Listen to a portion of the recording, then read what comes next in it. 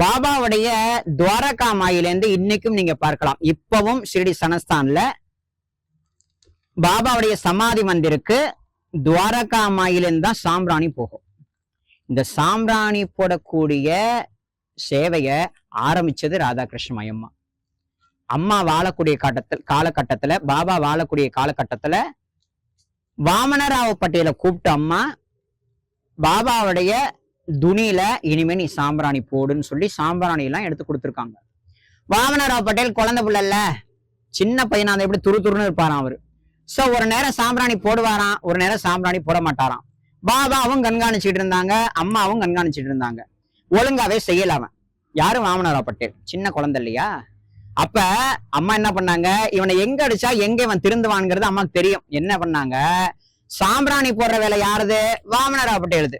இப்ப அம்மா என்ன பண்ணாங்கன்னா வேற ஒருத்தர் கையில கொடுத்து இனிமே நீ போய் சாம்பிராணி போடு அப்படின்னு சொல்லியிருக்காங்க. உடனே வாமனராவ் பட்டேல் எங்கேயோ வேலை போயிட்டார், எங்கேயோ போயிட்டார் சுத்துறதுக்கு.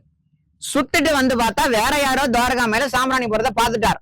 உடனே அந்த ஆளுக்கும் நம்ம வாமனராவ் பட்டேலுக்கு சண்டை வந்துருச்சு. இத பார்த்தார் பாபா. உன்னை யாரு போட சொன்னா சாம்பிராணிய? இல்ல ஆயுதான் போட சொன்னாங்க. வாமனா நீதானுமே போடணும் அப்படிங்கிற மாதிரி ஒரு லீலை. அதுக்கப்புறமா இப்ப புரியுதுங்களா, எங்க அடிச்சா எங்க விழுவோம். அப்பதான் அவன் ஒழுங்கா வேலை செய்வான்ங்கிறது அம்மாவுக்கும் தெரிஞ்சிருக்கு, பாபாவுக்கும் தெரிஞ்சிருக்கு. இந்த மாதிரி நிறைய வேலைகள் உண்டு. அதாவது அம்மா பாபாவுடைய பாத பூஜைக்கு ஒரு துண்டு கொடுத்து இதை கொண்டு போய் துவாரகா மேல கொடுப்பா. பாபாவோட பாத பூஜை முடிஞ்ச உடனே இந்த துண்டாலதான் பாபாவோட திருவடியை தொடக்கணும்னு அம்மா கொடுத்துருக்காங்க. இவர் விளையாடுதனமா எங்க கிளம்பி போயிட்டார். அங்க பாத பூஜை முடிஞ்சு அவருடைய திருவடிய துண்டால தொடக்கிற அதே சமயம் ஓடி வந்துட்டார் வாமன். வந்து பார்த்தா இவர் கையில எந்த துண்டு இருக்கோ அதே துண்டால பாபாவுடைய திருவடியை அழகா தொடச்சு விடுறாங்களாம். அப்ப அம்மா ஒரு சூடு போட்டா மாதிரி, உன்னை பண்ண சொன்னா நீ ஏன் பண்ணாம இருக்க அப்படின்னு சொல்லி ஒரு தண்டனைய கருணையா கொடுத்து அவர் அதுக்கப்புறம் அம்மா என்ன சொன்னாலும் கரெக்டா பண்ணுவாராம். இந்த மாதிரியான நிறைய லீலைகள் உண்டு.